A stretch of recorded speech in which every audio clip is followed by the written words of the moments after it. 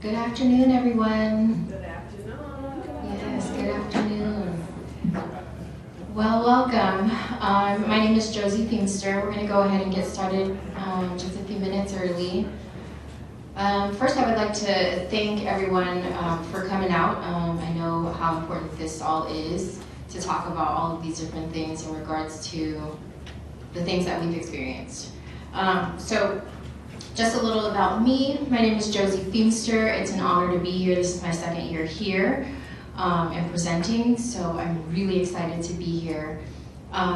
This is my colleague Christina, and we're going to go ahead and get started. So just a little bit about me. I am a survivor of exploitation. I actually grew up in Sacramento, California. Anybody familiar with Sacramento?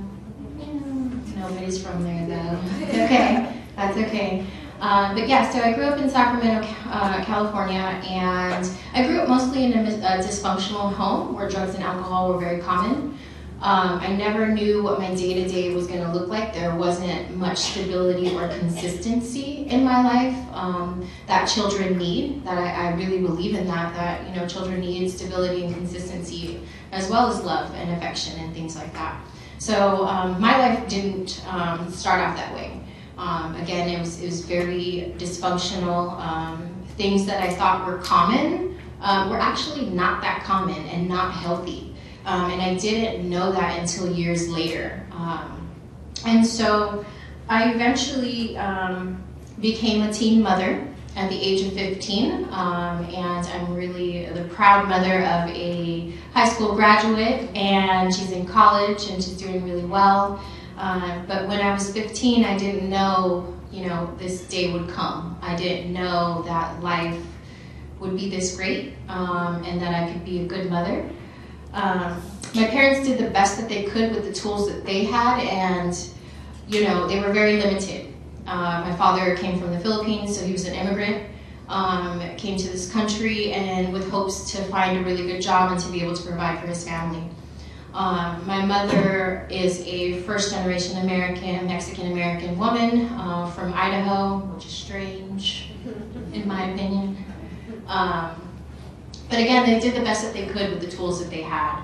I don't fault them, and I love my parents dearly today. I just know that they didn't have what I have today as a parent. And so again, I became a teen mother, and then soon after was introduced to the dark world of trafficking through the dancing industry. And so with the dancing industry, a lot of people think that people end up in the dancing industry because they want to be there. And it looks and appears as if they want to be there. But in my case, I didn't choose to be there. And so fast forward some time, I actually ended up in jails and prisons. And the reason for that is because I never told on my trafficker. And so I ended up becoming a felon, and still am a felon currently. I am working on my declaration now, and as Marianne was talking about how hard it is to talk about your trauma, how hard it is, even though you're so far removed from it, how hard it is to pull back all of those memories that you're trying to block out and keep out of your memory bank. So I completely understand where she was saying, how hard and difficult it is to talk about your past traumas in a way that is truthful and yet still honoring yourself and being true to yourself. Because I can relate to her when she was saying how she, some things she just knew she was just doing, right? And although, yes, those are the cases in a lot of situations, we feel like those were our choices. A lot of the times, they weren't our choices. It was kind of survival mode. A lot of the times I was living in survival mode, and it wasn't until I found stability and found the survivor sisterhood movement. It wasn't until then I didn't feel crazy or alone anymore. It wasn't until then that I felt like, okay, I'm actually somewhat normal. These feelings that I'm having are normal.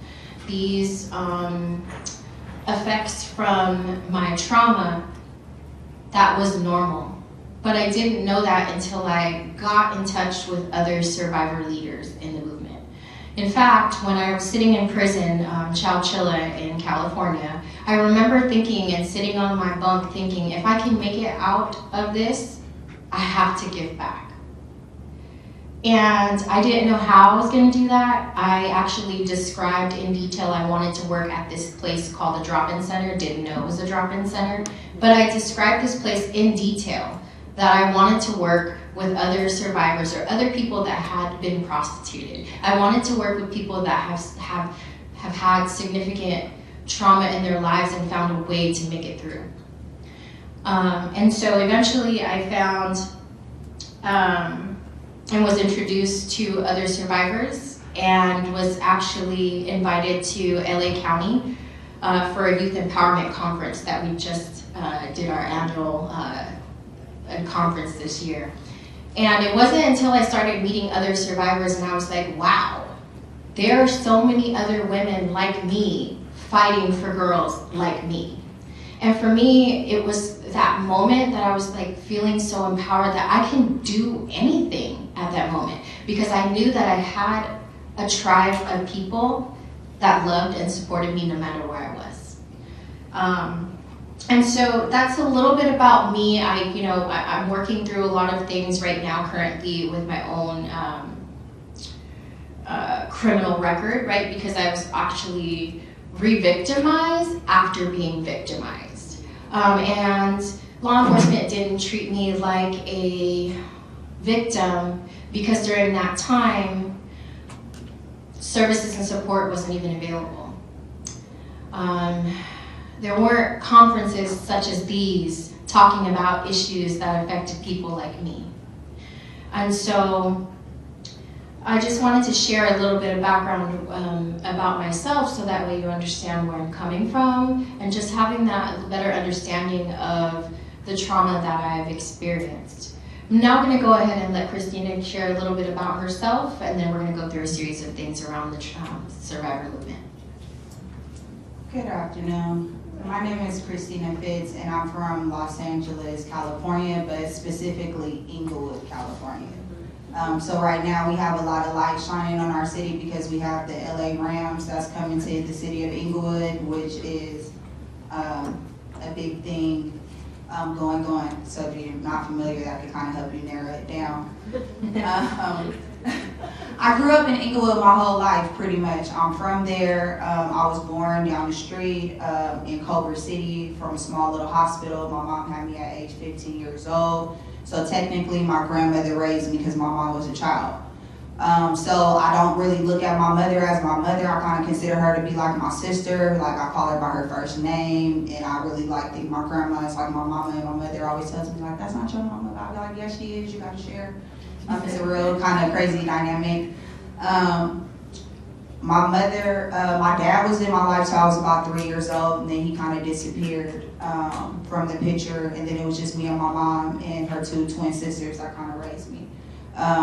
Everybody in my family is very educated. They all have master's degrees. They graduated from college and things like that. So I don't come from a family, yes, we struggle, but we are educated while we're struggling. When I got into the life of human trafficking, I was groomed by a regular person. I had a Romeo pimp kind of relationship. Thought he was my boyfriend. He groomed me for up to a year when I met him.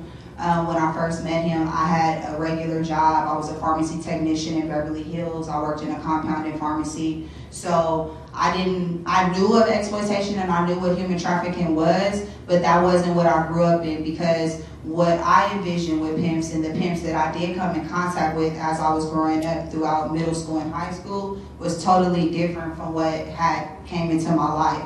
I was used to pimp men coming and abusing you, snatching you up, taking your money, your lunch money, maybe your mama's money. They might take your little Chuck E. Cheese check, things like that. They were very violent type of men, but this man approached me in a different manner. He was very loving, compassionate. He wanted to know my interests, my likes, my weaknesses, my vulnerabilities, what was happening in my household. He even came to Christmas one year and brought his son. That's how invested he was in me and getting me into the lifestyle of human trafficking. So it was very deep found relationship. So, and every girl's experiences is different. So, you know, I just wanted to share my experience because we don't get to hear experience like these. And I'm in a lot of communities online. I have a lot of supposedly women who are in the community that are supposedly sisters and things like that. But I don't hear stories that represent my story of a black woman in the movement. I don't see my story blasted on Facebook, on Delta commercials, on Southwest ads and new local newspapers, LA Times, New York Times, People Woman of the Year. I don't see that. I don't see women of color, black or brown stories being displayed on how they were exploited. And yes, I have been exploited on a commercial level as well. I worked for a female madam at an escort service in Vegas.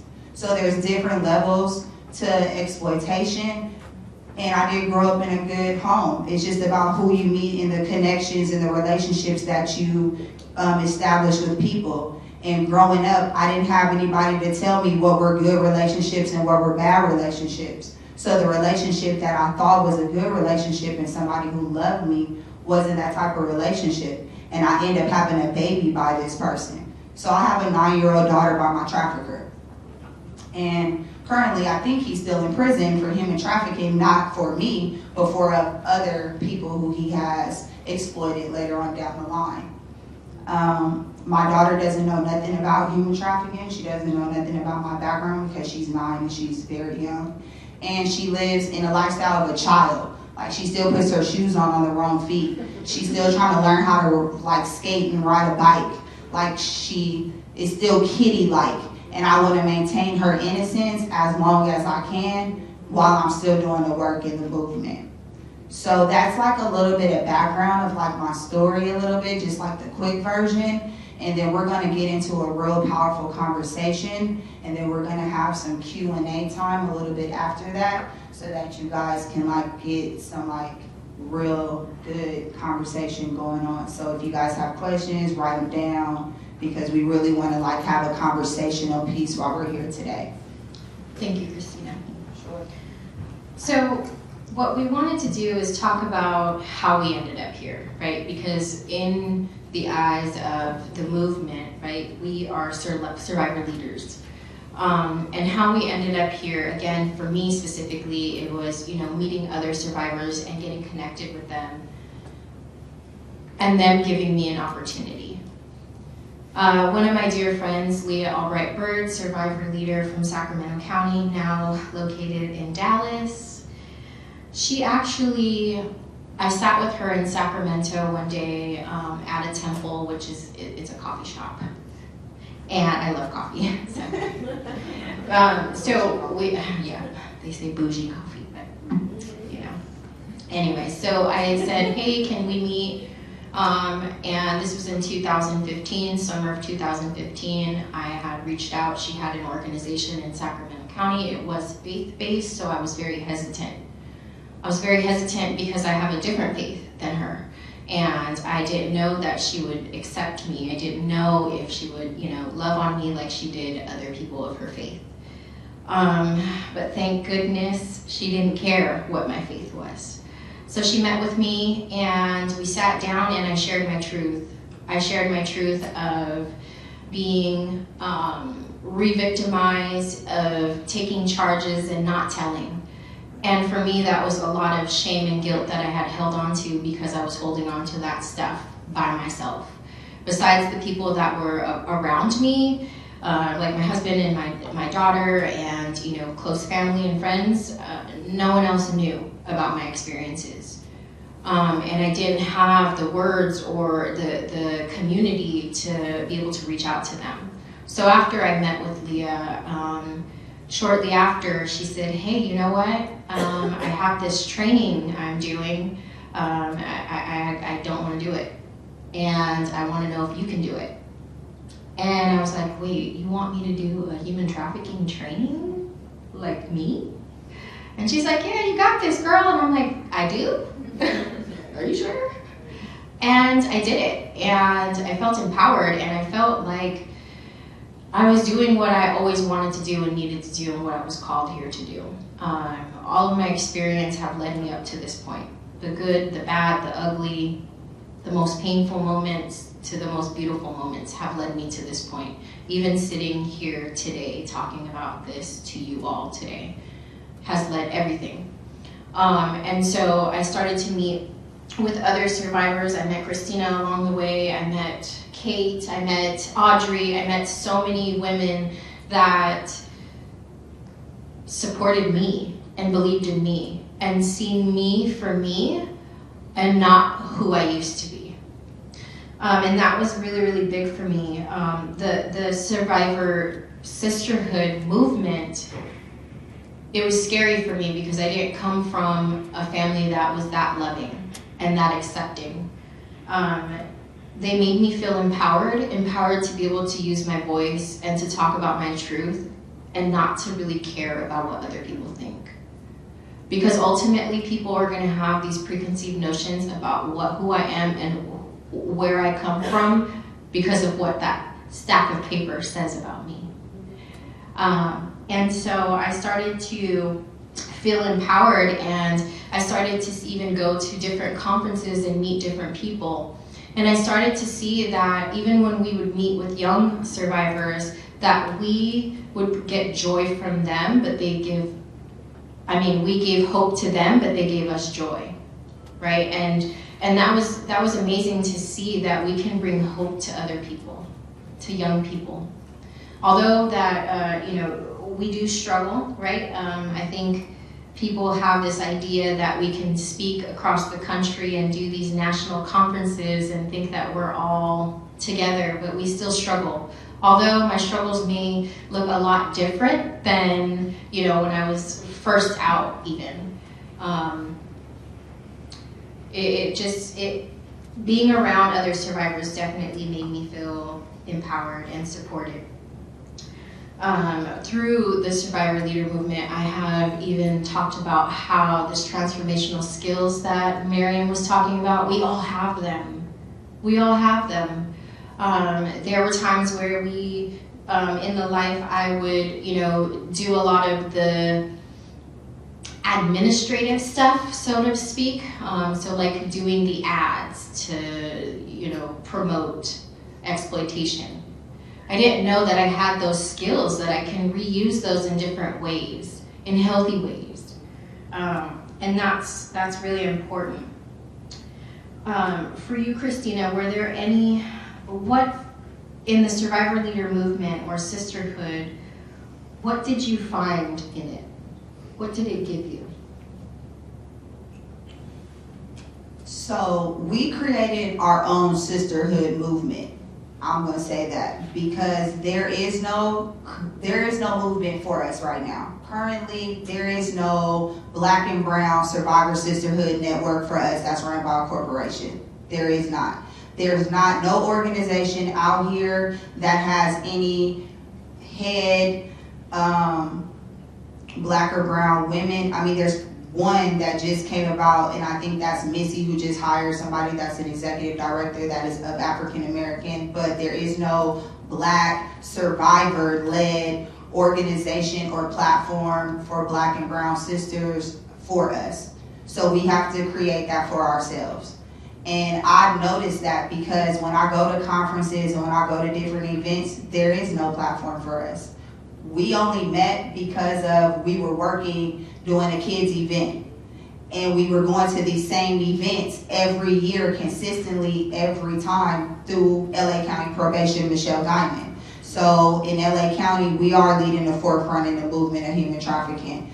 Michelle Guyman, she works for LA County Probation, and she does a lot for our youth in LA County with as far as like having a specialized CSEC unit in probation. We have a specialized STAR court. We have 2 specialized lawyers that work in that court for our delinquency kids.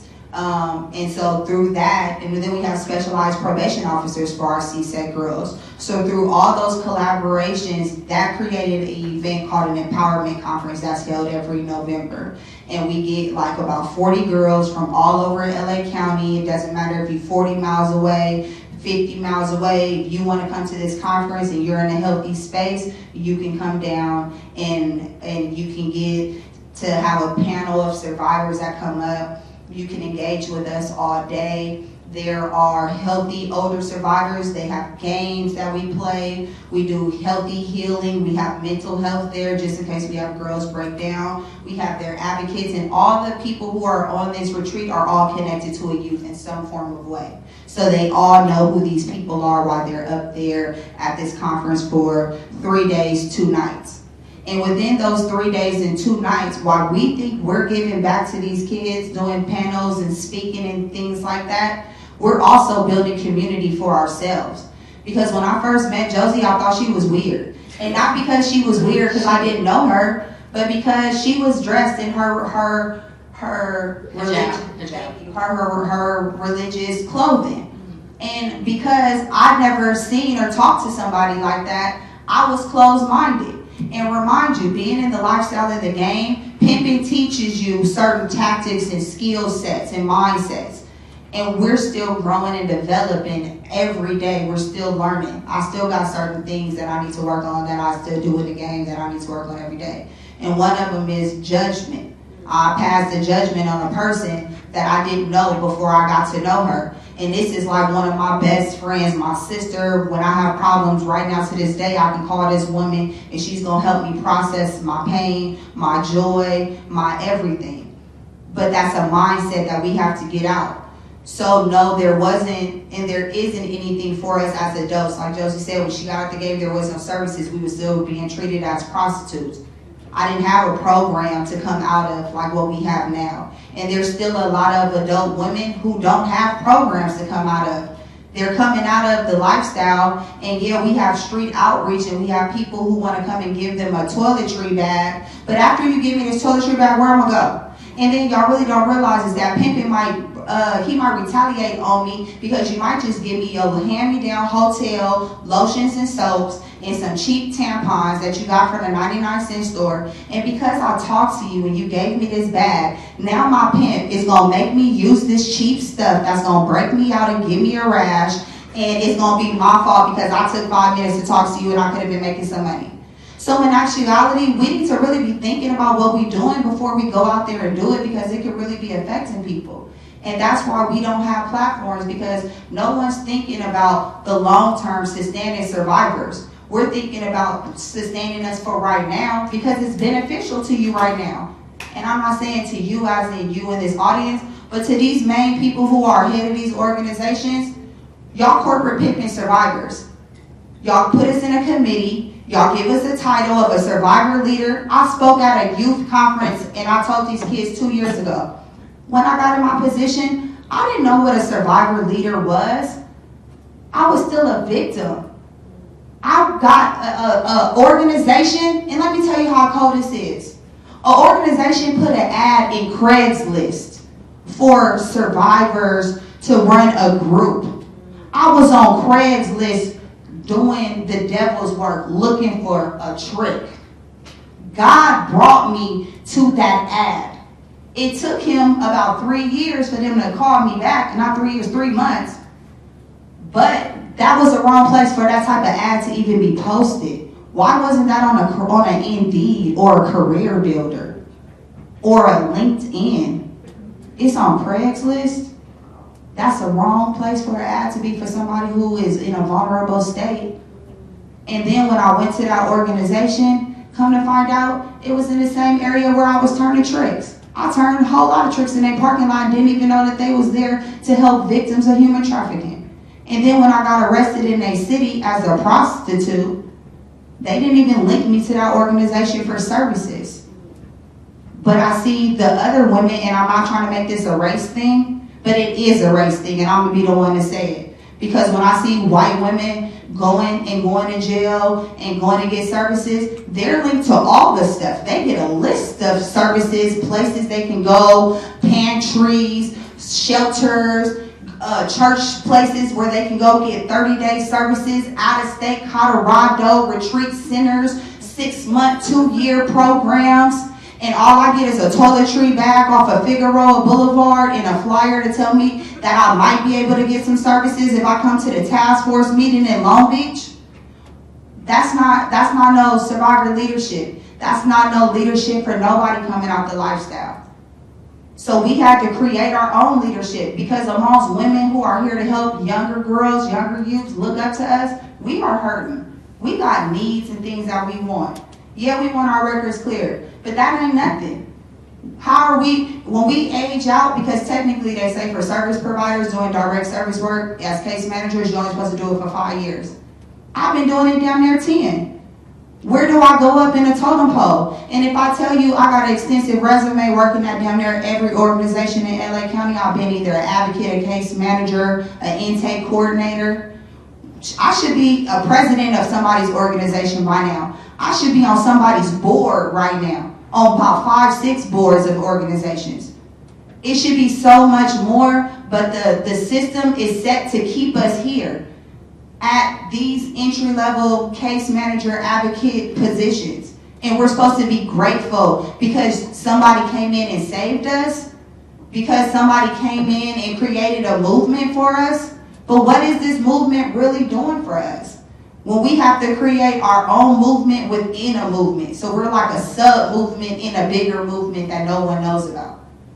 So that's what's going on with us, and that's how we got together in our sub-movement, that we try to bring other people into to help mold and get us empowered and inspired.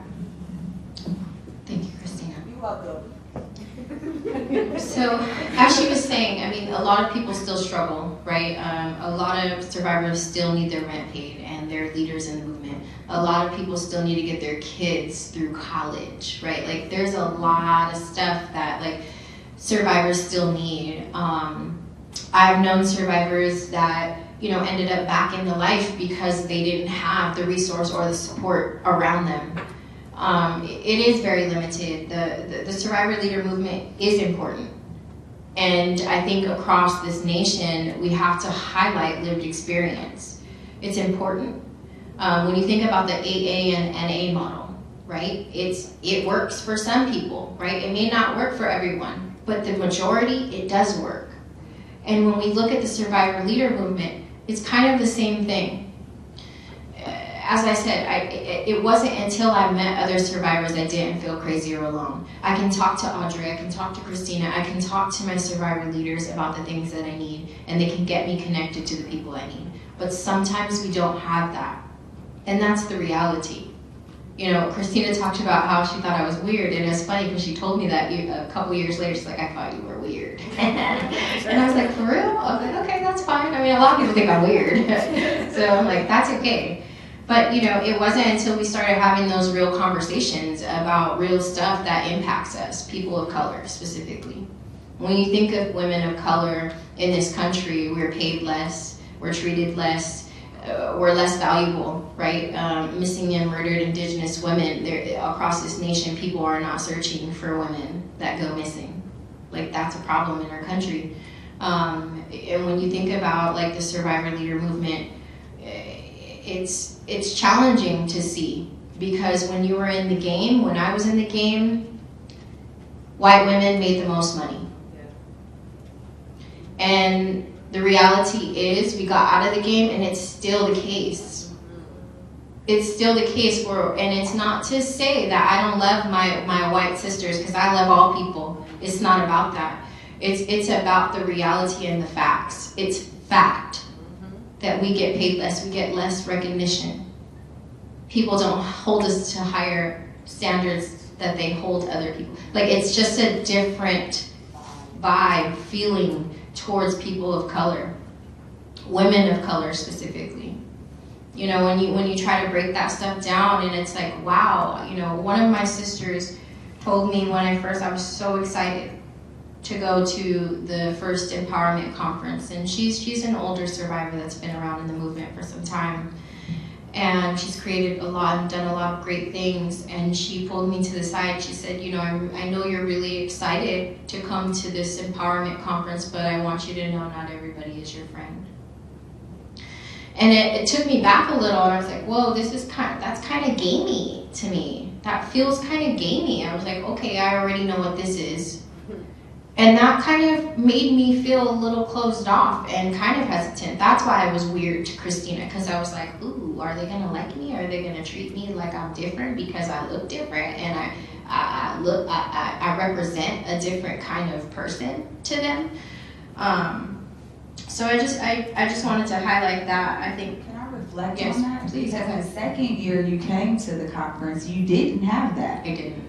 And so, like, was there a different vibe the second year when you didn't wear your cultural situation? Yeah, absolutely. So I'm a Muslim, American Muslim, and I used to cover faithfully. I still try to dress as modest as possible, but I felt after a lot of things, people treated me differently. People treated me like I did not speak English. They'd be like, what country are you from? Like, United States of America? Right? Like, people would always ask me that, like, and that's the reality. A lot of people look and judge people based off what they look like. And that it's wrong. It's wrong. Because you will never get to know a person if you're just judging them based off what they look like. The first year, a lot of people didn't talk to me in the movement. And it felt like maybe because I was a Muslim. And I thought that. And it could have been. But I think that the second year when I didn't cover, and those were my personal reasons why I chose to take hijab off, and it was because of the country. Like, look at our country. Like, I've been in the store with my husband, and we're both wearing our Muslim attire, and people will look at us as we're walking down each aisle, like we have something with us to harm someone. I've had people say different comments, go back to your country, say different things, and I'm like, I'm in my country, maybe you should go back to your country.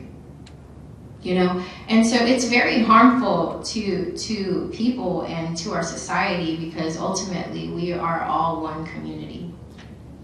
And when we look at that, even in the survivor leader movement, when we take out all of that stuff, just the stuff, the painful stuff, and look at, like, we're all human.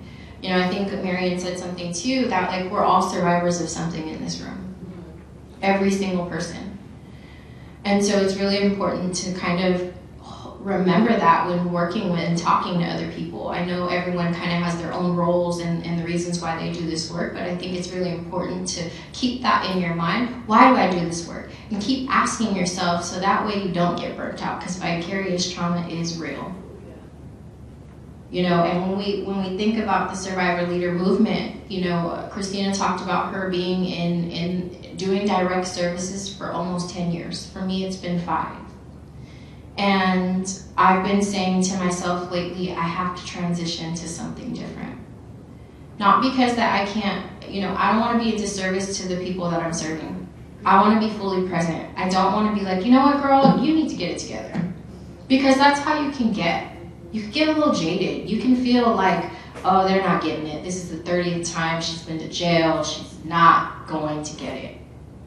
And I can find myself sometimes feeling like, oh, or I'm going home crying, and and that's why it's important to take care of yourself. I think in the survivor leader movement, I think a lot of the times we talk about self-care, and people really think that self-care is going to the spa or whatever, but for me, it's a little bit different. For me, it's like taking time for myself, going for a walk, and really just enjoying nature and what God has provided to us. There's so much beauty in the world, and when we focus on just the negative, it kind of just brings us down. So I think with the survivor leader movement, it definitely empowered a lot of us to kind of build a community within a community. It is challenging to go to different agencies and see other people thrive, and then you're like, whoa, I'm really trying too. Everyone's struggling. And that's why it's important to build each other up. The other thing I wanted to mention is the challenge. We did talk about some of that, but some of the challenges is sometimes it could be triggering being amongst the survivor movement. And that's not something a lot of people want to talk about, is how we can trigger one another. If I have a sister that's drinking heavily, or struggling with addiction, or whatever they're struggling with, that stuff is real. It's a real thing. Just because we left the game doesn't mean we're still not struggling. Doesn't mean that we don't need support. And I think that's what Christina was trying to say too. Correct me if I'm wrong, but people still need services and support afterwards, and that's where we're lacking. When we think about, yes, we want to get them support and meet their basic needs right when they get out, and that's all important. But when the dust settles, when everything is quiet and you're like, what the heck am I going to do? How am I going to feed my children or buy these diapers? When it gets real, who do you call then? When you've been out for 5 to 7 years and you're struggling because you're making minimum wage and you don't have the time to even go back to school because you have 4 kids, or whatever the case may be. There's a lot of pieces missing in the survivor leader movement. And it's not to say that it's not a necessary movement, because it is. It's very imperative that we have survivor leaders in this work. It's important to highlight and to acknowledge people that are doing the work, because we've done the work for ourselves too. And that's the important piece. Like, we continue to do the work for ourselves. We continue to show up for others and ourselves. There could be triggers with that too, like, because every survivor is at different stages in their recovery, and sometimes, like, you have to link with healthy survivors, and so this is something that we've learned to kind of like navigate, like, who's healthy and who's not healthy. Because over time, and this is what we were just reflecting like about 2 weeks ago at our last conference, is that our group is changing. Some of our survivor sisters who used to rock with us tough and used to be part of the movement and used to actively be involved, they are starting to drift off and do other things. And that's when we also too have to learn how to support our survivors, not only in the movement, but in the other things that they're doing. Like, we have a survivor sister who like is doing the Herbalife things. One is starting, she has exercise clothing and stuff like that she's starting to do. She wants to like do, then we have another survivor sister who has another clothing store in Oakland, you know what I'm saying? And she has an online shop. So now it's like, okay, instead of me going to the mall and buying something, let's buy from her. Let me buy a shirt from her. That's giving some money to another survivor sister. You know, I'm not trying to get skinny on Herbalife. I need to gain weight. Yes. So I need her to give me the protein powder so that I can get some muscle. You feel what I'm saying? Like, but it's like utilizing our platforms to help our sisters who have outgrown the movement, because in time we will all outgrow our movement. But if we have this supportive platform, we can support our sisters while they're growing out of the movement, because that's the goal, is for us not to stay doing this work forever, but to find out what it is that you're good in and what your passion is. And as a survivor sisterhood, us working together to help you grow in that area. You know, like Josie, she loves photography. And so now we like, okay, you need to be taking our headshots. You know, we got a plan, because last year some of our survivor sisters didn't have these babies. So we gonna have the baby photo shoot coming up. Like when we go to our another conference in 2 weeks, it's about to be a whole nother conference for us, because now our sisters got babies. So now we gotta incorporate the babies in our little survivor sisterhood system. You know what I'm saying? It's a whole situation. But we're growing, you know what I'm saying? And so our group is evolving and is changing. You know, and 2 weeks ago when we did our empowerment conference for the youth, we added 2 new sisters to the group. One is Puerto Rican and one happens to be Caucasian. But they fit in the group. And yeah, they have certain things that they need to work out, and they might not be on the level that we're on, but we can help them figure things out where their weaknesses are. It's the same thing. We have another little homegirl. I've been knowing this girl since she was like 17, 16 years old. Now she's like 20 years old. And she came back this year as a survivor. She was on a panel, survivor leader. I think she was on a panel this year. She spoke first year on a panel. And she does nails. She is a nail technician. The survivor, Michelle Guyman, and the probation people helped her go to nail tech school. You feel me? And as a community, like, I got a nail appointment scheduled because I'm trying to give her some business. It's all about uplifting and helping our sisters get to the next level and helping them to connect to these platforms and these other conferences that we attend. Because I'm gonna just keep it 100. When it comes to going to conferences for survivors, it's not about, it's who you know.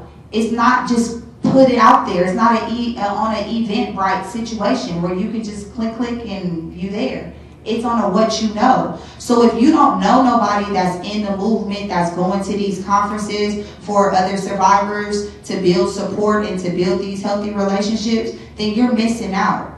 And so now it's our job, and that's why it's important for us to have our survivor sisterhood so that we can tell the younger girls that's coming up that we work with, that are in healthy spaces and that want to build community, hey, you need to go to this conference right here. Here's the application. Here's the registration date. This is what you need to do. If you need help with the application, let us know. We'll help you with the questions. No problem, or we want to see you there. Because that's part of the movement. That's part of survivor sisterhood. That's part of survivor leadership. And I don't even want to keep saying survivor.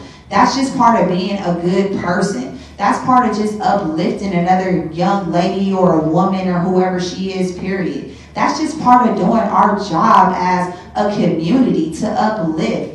Like, it shouldn't even be a title of survivor or like, no. I am your keeper. You are my sister. It is my duty, as in the Lord has appointed me to help uplift you and get you to the next level. Just like it is your job to uplift me and get me to the next level. And I would think that everybody should hold themselves at a higher standard to see if this woman is lacking in some form of way. Communication, dressing, hair, finance, resume. Her shoe got a hole in it. I don't know what it is. Help her. Maybe she ain't got no jacket in this cold outside. Give her your jacket. I gave her my jacket and my stuff to my sisters, people many a days, because I see people in need and I'm a steward to help them. That's what God had put me here for, to be a steward to help other people. So as our survivor leader and sisterhood, that's what we're trying to be. We're trying to help other people get to the next level in their recovery process. Absolutely. Thank you. That was good. Is that the church in there? Real golly. Totally. You know, I just want to highlight what she was saying, you know, about survivor leadership is really being a leader in your own world, in your own life. Even though you've experienced trauma, you can overcome and do anything. You know, like she was talking about the young woman that was self-taught how to do nails. She comes from LA and was like, I need to do something. She figured out what she wanted to do. When we do these youth conferences, you know, we're like, well, what is it? You know, what are your dreams? What are your hopes? And it's interesting because I was talking to my friend Leah about that, and she had asked me, what were your dreams or hopes as a child? And I said, shoot, I can't even remember because I didn't have that opportunity to dream. Like, that's what we're dealing with. People don't even have the opportunity to dream, to see past their circumstances. And so when they have that opportunity, when survivors have that opportunity to be able to step back and take a look and see, what is it that I actually like? You know, I always tell people when I do trainings and stuff, I was like, you know, back in the day, I didn't even know what kind of eggs I liked.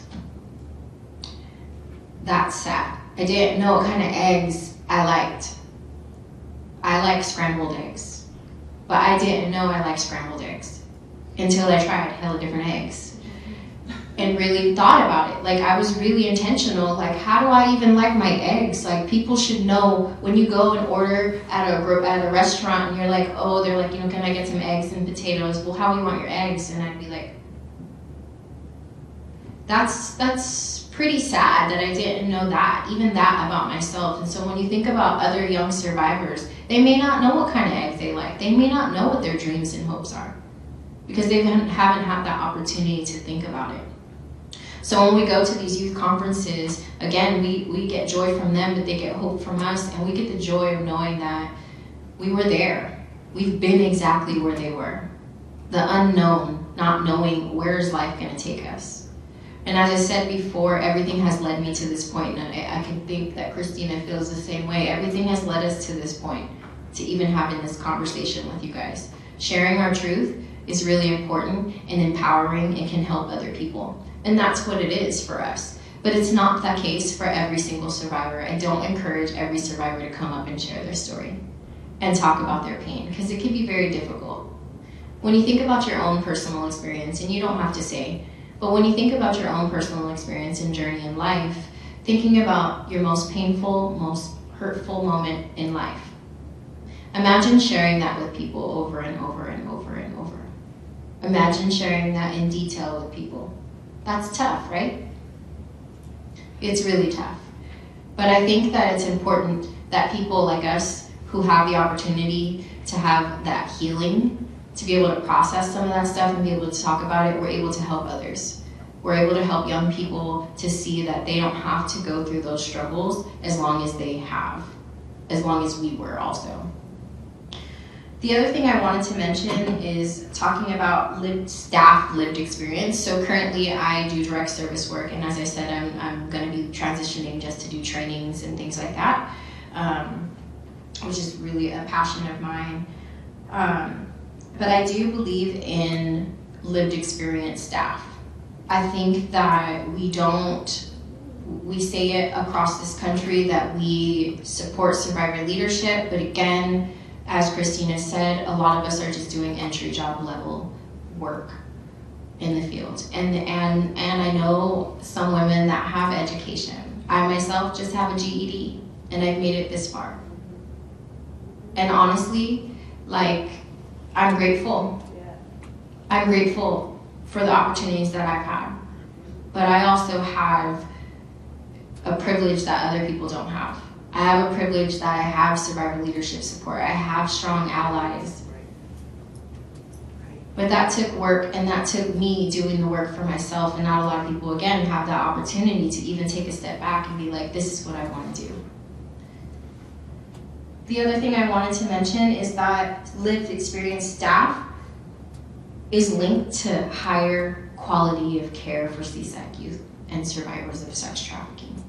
When you incorporate lived experience in your agencies, the dynamic of working with those youth and those people will change. Even your office will change. It'll be a little hit for, I don't know, but it's true. Like, it brings a little different kind of little swag to it, right? It brings something, a different culture, right? And it's important. It's important to be honest, authentic, and real. I think that when we're not, we're doing a disservice to people. And I think with lived experience, such as ourselves, like, we bring something, like, I can already look at Audrey and she can already kind of know what I'm thinking, you know, like, and that's that kind of experience that we need, and that our other young survivors need to know that's out there. A lot of agencies do encounter, you know, some struggles when hiring survivors, right? They're not really knowing what other people need, what survivors need. In my opinion, for me, a lot of things that I need was a lot of support. My supervisor today allows me to kind of just speak freely, so I'm even able to cuss, which is important to me. It's true.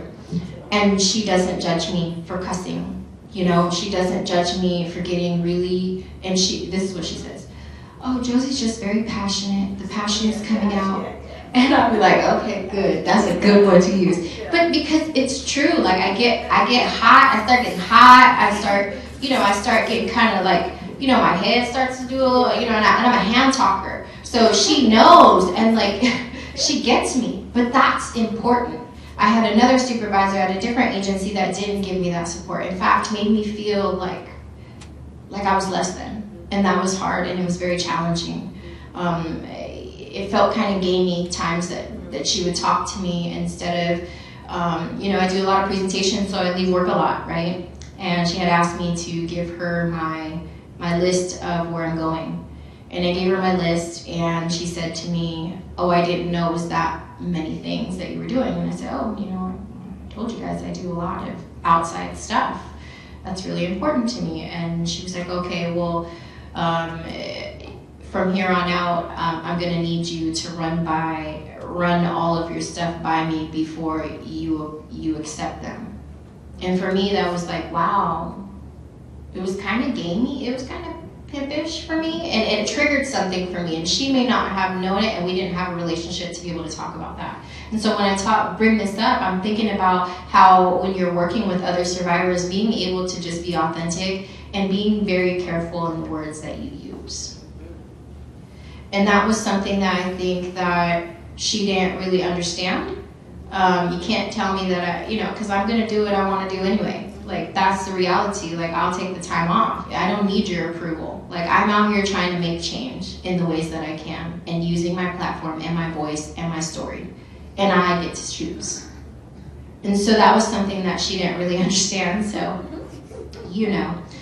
But again, my supervisor to date, she gives me that space to be me, and like I said, use curse words when I'm like, this is freaking stupid, right? Like, this system is so stupid to me. Like, I use other words. But being able to be authentic with someone that's supporting me as in a supervisory role is very important.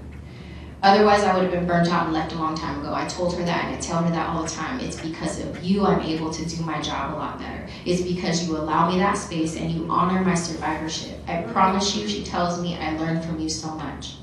And when she tells me that, I'm like, you do? But I'm really like, really? She does.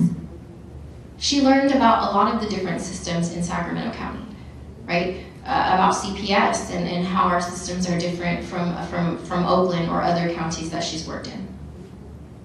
She's allowed me to kind of create this space within my job where we have a really strong team. We're able to kind of bounce ideas off each other. We're able to do a lot of different things, and she gives me that space to kind of build.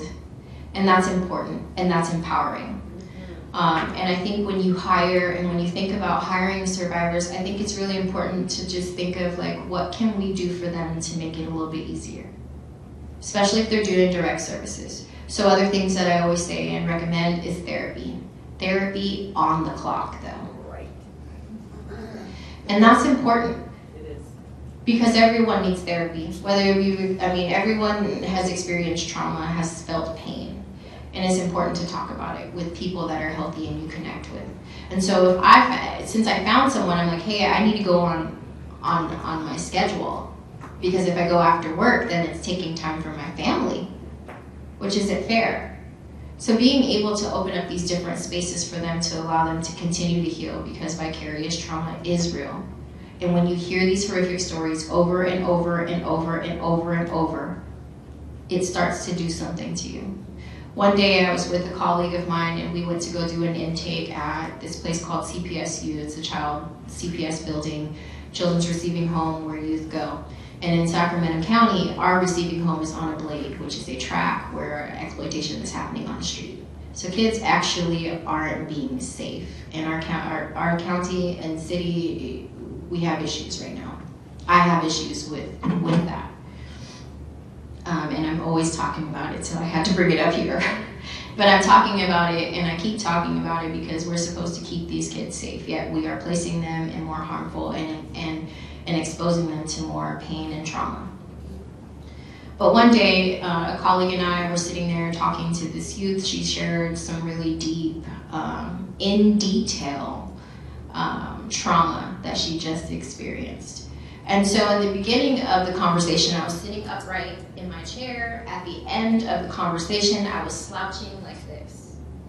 And that's how I knew. I said, wow, like I had to pay attention to my body. I was like, this is not okay. So as soon as we were finished, I said, hey, I need you to take me to the store because I need some nicotine. And she did, and we went into the store, and this young African-American man came in the store, and we're both eyeballing him like none other, thinking that was the guy that just trafficked and hurt this youth. And that's how I knew, and I looked at her, we both looked at each other, and we said, we need to go and talk with someone. That's vicarious trauma. That's what happens. And what was interesting is because my colleague was not a survivor, and she felt exactly how I felt. So I didn't feel bad. I didn't feel like, dang, it's just because I'm a survivor. No, it was because we heard horrific things, and now we're looking at this young black man like he's the one that did it. And I know that and that's why I say let's not judge people, because I even have done it. I have done that. And it's like, I can't judge every young black male, because it's not all young black males. You know, so that was something that I wanted to make sure that I shared with you guys, because I know that when we listen to these things, we have the tendency to kind of look at everyone else like, oh, that's what that is. And automatically just think that that's what that is. And we have no clue. That's why I think asking questions and figuring out and not just making assumptions, because it just doesn't go well. Yes, please. I wanted to piggyback off what she was saying about the black male situation, is because in LA County, where I could think of, out of the probation side and the DCF side, we have 2 black African American men who work not directly with our youth, but directly with our youth. So like one of the men, he runs the juvenile hall system, and he incorporates a lot of the CSEC programs in the juvenile halls. And then we have another one who works for DCFS, which is Department of Children and Family Services. And he is the supervisor of the runaway unit. So when the girls run away, his unit goes and tracks down and finds our girls. What I find really interesting about these 2 black men that are really older and established black men is that our girls love them. They look at them like a father figure. That these black men have went to every CSEC, human trafficking, vicarious trauma, cultural responsiveness, readiness, training that's associated with human trafficking and CSEC youth. That when these girls run away, or they go to the juvenile halls, these men are there to support them and not to judge them. But they are examples of what healthy black men look like. And in the environment where we have a community, we don't see that.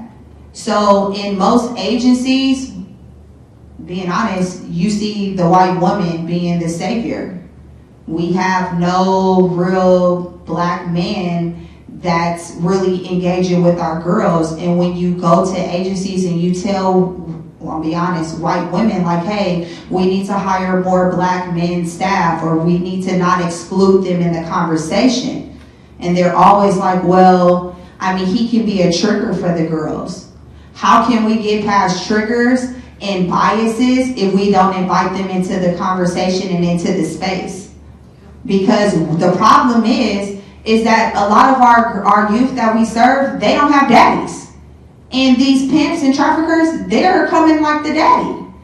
And they're looking for love, and they're looking for that male companion and that relationship. And because we don't have conversations about what real healthy relationships are amongst black and brown relationships, because it's not really shown on TV like that, like how it used to be. Like I grew up, Family Matters was on, Cosby, In the House. Like there was TV shows that showed me family dynamics that had male and female, black and brown families together cohabitating, what mommy and relationships and conversations should look like. But in our communities, we're always, and in the movement where we are talking about saving people, why are we trying to save them from the black man? Why isn't he in the forefront? And especially if he's a healthy black man. And there are some healthy black men that really want to be part of the movement and really want to help. I know one organization, and they're not even human trafficking, but it's an organization in LA, it's called 1,000 or 100 Black Men. And they service, they're like mentors. They come in suits. They help both black, brown, boys and girls, and they help them with entrepreneurship. They help them start businesses. They help them build a business proposal. And then if you make it to the top 5, you get like $500. And if you make it to be like the top 1 with your business proposal, they give you like $5,000 or something, and they help you create your business. But it's showing an example of like, we are healthy black men. Here we are in suits and ties. We're dedicated to you for 16 weeks. We're not going nowhere. We're going to give you value. We're going to show you that we're here and committed. But in other areas, I don't see that. You see a lot of women working in these agencies, but you rarely see men. And then the men that you do see, they're either cleaning, they're the gardener, they the driver, but they not nobody you can talk to. They're not nobody who can like really play that significant role. And so I think like we need to start having our conversations. We need to, if you can in your agency, interview some black men. There's some black survivor leaders out here that's doing some good work, but ain't nobody checking and looking for them. And that's where we need to start moving into, like what Josie says, we need more people who look like us and who vibe like us, because those are going to be the ones to make change. And some organizations and agencies do have survivors, but they don't use them in the right capacity. Because it's easy to just have you show up to work and just go and service the kid, but it's hard to really have to sit down and have conversations with you and really dive in deep with you. That's a hard conversation. Especially if a person doesn't know how to be relatable. Because everybody feels like in order to become one with the survivor, you have to relate in some form or shape. Like I had to be a victim, you had to be a victim. I had to go to the same high school, you had to go to the same high school. I gotta like blue because you like blue. And in actuality, it's not like that. But if you come genuinely how you are and you use your survivor for what they are there for, you can have a good agency. A lot of people employ survivors, but y'all don't even utilize them for their voice. They tell you, oh, this is not working, maybe you should make these changes in your agency, and it's like, oh, okay, for sure, yeah, that sounds great. But it's no change, still the same. So if you're not going to utilize the survivor's voice, then why is the survivor there? Oh, I know, because you need her for your grant, so you can get the money.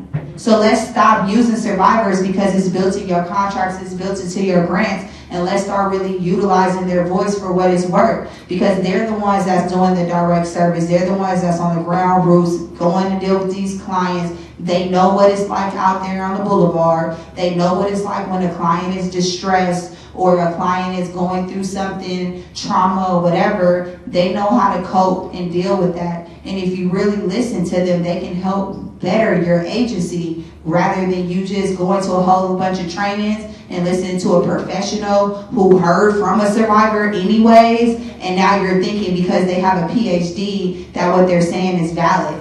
I mean, if I could take my years of my whole life and turn it into college life, I would have a platinum PhD. Oh, no. You would have a platinum. Oh, I would have a platinum PhD. Real talk. Because I got a lot of experience in the street life, but unfortunately, the University of USC or Grambling or ATL, Clark Atlanta, they don't take, my real street skills, to heart. But just like how we were dedicated to 4 or 5 years in the game, like that accounts for something. And that's what our experience is, what helps these other people who do have the PhDs and the doctorates write these books and become experts and things like that. You can't become an expert because you wrote a book and you went to college. You had to get the knowledge from somebody somewhere who actually had a lived experience. So if you have a survivor, utilize their testimony. Take what they're saying into consideration. You know what I'm saying? Take them into them board meetings. Don't be scared to have that survivor with you when you're going to go meet with high stakeholders, because they might be able to get something from that stakeholder that you might not be able to get yourself. Thank you, Christina. The other thing I wanted to mention, because we're getting close to time here, I wanted to talk about how to end gender-based violence. One of the things that I heard earlier is, engaging young men. They need to be engaged with this. We have to talk about not just the demand piece of it, but like thinking about it in terms of like young people, young men, they need to be taught not to buy humans or not to sell humans. That's the reality, because not all men buy humans. That's fair to say. But we also know that men are buying women at a higher rate than women like purchasing. The ways that I figure in my mind and in my heart is education and awareness. If we are not addressing young people and teaching young people about healthy touch, about healthy boundaries, and appropriate touch and appropriate boundaries, right? Because what boundaries may look like to me may not be healthy boundaries to other people.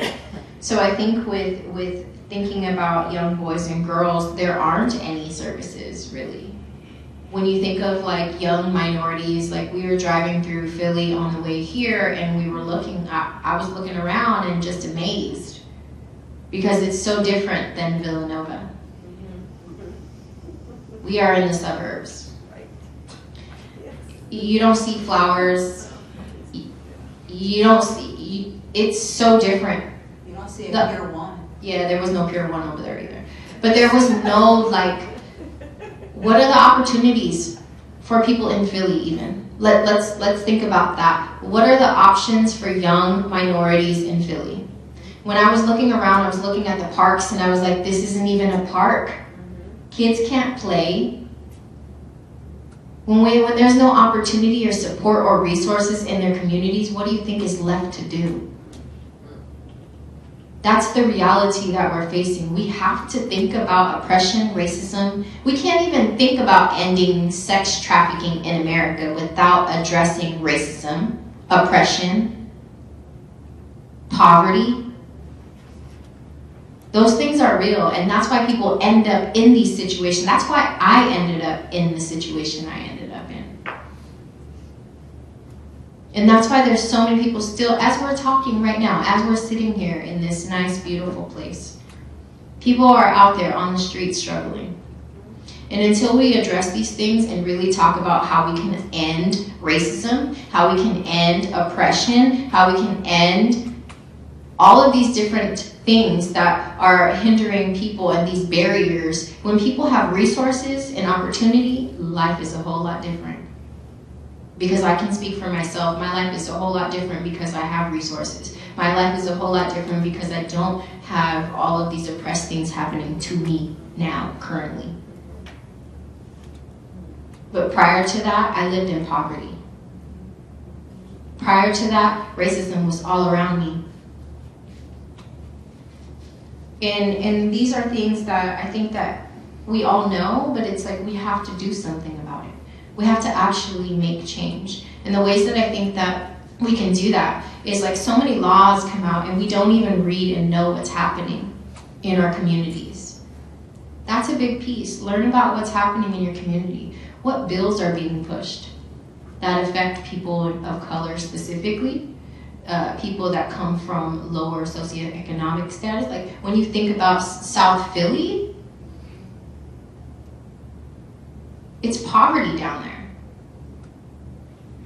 They don't have opportunity. No one's coming through. Like we were wondering, like where are the people that clean up? You know, in California, we have people that it's really sad, but there's people that go to like work project and clean the streets. They're like Caltrans. They pick up the trash because they like got a speeding ticket, and it's like community service, but they pick up trash along the streets and the highways. But in South Philadelphia, they ain't got that. I mean, I don't know if they don't have that, but it was like it doesn't look like they have many resources. We went into the store because we were actually trying to look for like some soul food, right? Yeah. And we went into this place, they were closed, so then we went across the street, it was like China Express or something, and it was like a liquor store / China food, Chinese food, and we're like, okay, is this real?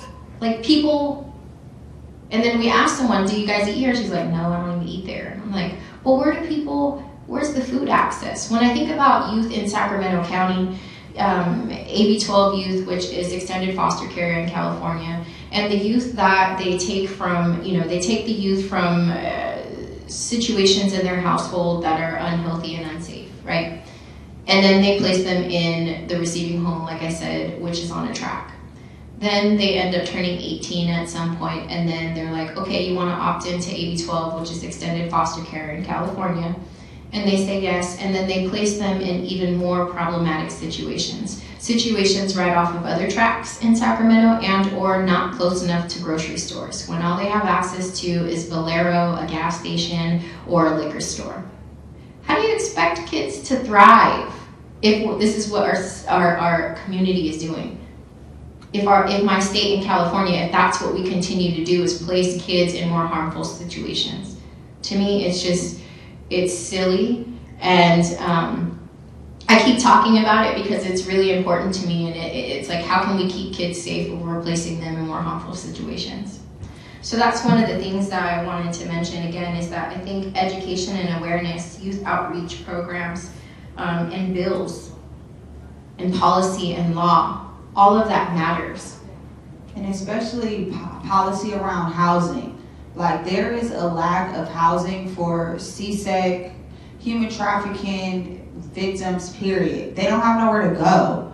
So if I can't get no place to sleep at night, then I can't worry about getting a job because I don't have nowhere to get dressed. So therefore, that means that I have to go and resell myself so that I can get money, which is temporary money for the motel. Like, it's a cycle. So we have to like start somewhere. So for those people who are like in the room who are like good at writing bills and policy and things like that, like, we need to start pushing to write some housing legislators. Let's build some apartments. Let's try to get fucking property people, excuse my French, who are building these new, like in LA, right? So we got the Rams and stuff that's coming to Inglewood, right? So they have like gentrification. So like people who've been there for years, everybody's rent's going up like 15%.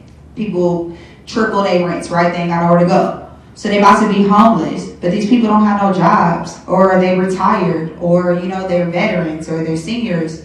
Where are they gonna go? Some like displaced city that's like 200 miles or 50 miles outside of LA County, where it's limited of resources. Like, it doesn't make sense. But we can afford to have a 2020 Olympics in the city. Like, that doesn't make any sense to me. So where are we gonna put the homeless people that's downtown in the tents? Like, where are they gonna go? And so it's like, if no one is writing bills to say, hey, big corporation, you just bought this apartment, you're gonna kick all the tenants out and you're gonna revamp it and raise your rent, or you're gonna revamp it and build this 50 million high-rise apartment complex.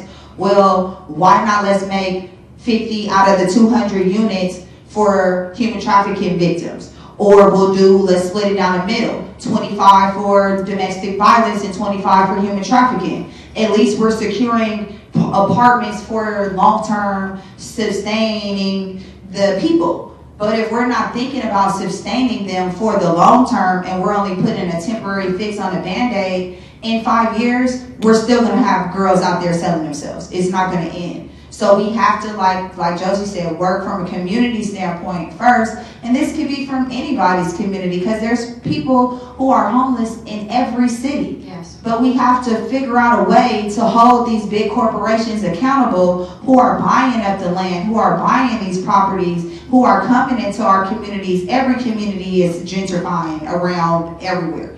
But we who live in the community, who have been in our communities for years, we have to come together and say, no, if you're gonna build, we need this from you, or I'm gonna protest, or I'm gonna go to that city hall meeting and I'm gonna be up there talking and doing things like that. And so like, that's something that I'm starting to challenge myself, because I've learned that I'm frustrated with the movement. I'm frustrated working on the ground roots level, and I'm seeing what my clients need and I can't fix it. It's frustrating when I gotta leave a young lady in the middle of the night or at 6, 7 o'clock because my hours have run out and she don't have nowhere to go.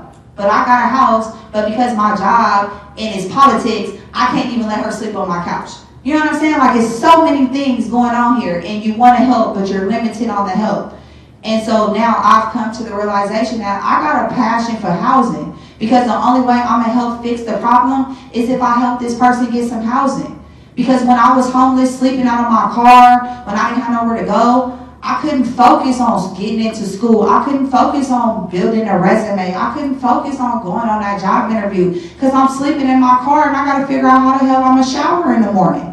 I gotta figure out how I'm gonna charge my cell phone. You know what I'm saying? I gotta figure out where I'm gonna give me a gas card, or where I'm gonna go post up so I can panhandle to give me some money, because I don't want to go turn that trick. I'm trying to do good, so let me just try to panhandle or sell, you know, some shoes or something. You know what I'm saying? Sell off my property. You know what I'm saying? So that you don't go back to the life.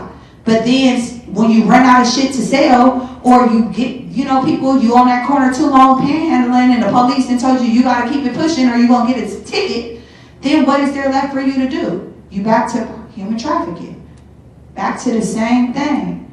So we gotta like change and start from the bottom and build community so that the tree can grow and we can like get these girls and these women some real services. Yes. Thank you, Christina. You're welcome. I'm so passionate. Yeah, she is very passionate about housing. We talk about it all the time. But with the survivor leader movement, again, you know, it's powerful. And it's moved mountains, has changed laws, it's created all of these conferences. Like, these conferences wouldn't exist if it wasn't for survivor leaders. If it wasn't for the allies and the survivor leaders coming together and figuring things out. Because we stand on the shoulders of so many other leaders. There's so many other leaders that laid the groundwork because I don't have to work that hard. That's the reality. I and Christina, we both don't have to work that hard because the women that came before us put down the work for us. And we're just following their lead. And that's what survivor leadership is to me, is following the lead of my other leaders, sisters, and supporting them no matter where they are, no matter where they are. Even if they're not even part of this movement, because a lot of people aren't. There's a lot of survivor leaders that are out there doing great things and not around the movement and just thriving in their lives, dreaming big and living big. So with that, we wanted to see if you guys had any questions, because we're really close now. We have like 1 minute. Questions, comments? Oh, okay, great. Yeah, okay. I actually wanted to know, are there any like online resources or survivor-led forums online for like youth to access, or like apps or anything like that? Yeah, so this agency called GEMS is a survivor-led organization in New York. So that, you know, the SLI conference happens every year. It's actually in 2 weeks from today. And we're actually going, which is really exciting. So the GEMS is a survivor-led organization in New York City. Rachel Lloyd is the founder of it, and she's doing amazing things. They have books, they have an online platform so they can get connected with like a mentor and kind of talk with someone. I'm actually an ambassador for them, so they might get connected to me, you never know. But you know, that's kind of the only thing that we have in this country, which is kind of sad. We're very limited when it comes to like programs that were created and started and for survivors. It's kind of like your other, you know, your allies creating agencies, which is awesome, right? It's amazing. But I think that encouraging other survivor leaders to create something that helps other survivor leaders, it's really important. So if you guys know anybody in your city, like, you know, it's about who you know. So coming together as a team and building something probably in your city would be helpful too. Thank you. Any other comments, anything? Well, Okay. Oh, yes, one other person. Yay. Sorry. First of all, thank you both very much. Oh, thank you. If this issue you're talking about, creating the survivors having something for them, having these resources, it sounds like, I mean, both of you are obviously very passionate. It sounds like there are others like yourself who are doing the work. Is this a matter of personnel? Is this a matter of resources? Is this a matter of coordination? Is this just a matter of people who have the know-how, the specialization that can help facilitate? Like what, I mean, obviously it can be multiple issues, but like which are the most compelling, I guess? I think the resources. I think like we find that we get together pretty often. But I think it's just about like just other survivors coming together and for the know. So like if your city doesn't have anything like no conferences or any way for survivors to get together to meet, then how are they going to form those bonds? And so I think like having different events for survivors, like whether it's like a meet and greet, something out of Starbucks, something where they can come together and unite to have that kind of community feel is important.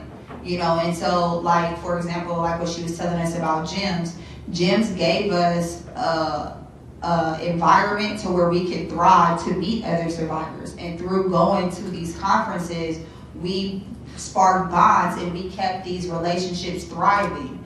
And over time, over years, now it's just like a lot of us, and we support each other in our working lifestyles, professionally, unprofessionally. We're really like a sisterhood. But like I said, if we didn't have a conference to attend, we probably wouldn't have never crossed paths, and we probably would have, but it would have been something like this, like a panel, or maybe if we participated in the same workshop or something like that. But there's nothing formally for survivors, like to help us get together, to procreate, to be creative, to just have a space, to just have a voice. Like, there's stuff for kids, but who's trying to help a 53-year-old adult woman go and connect with some 24-year-olds without them needing some profit off the back end of the trip? You get what I'm saying? Like, no one is that charitable. So like, if your state or you know some people who like want to do something, then yeah, like, you know, it's amazing. Absolutely. The other thing I wanted to mention is we actually are on the board for state of California. So California is doing a lot of great things. They have heard many survivors say we need to be part of something. And so what they did is CDSS has created a survivor advisory board. So we're actually 2 of the 12 advisory board members on there.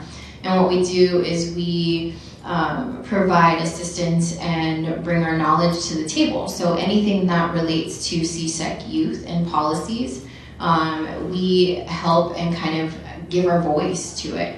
And so it's been a unique opportunity, and I advise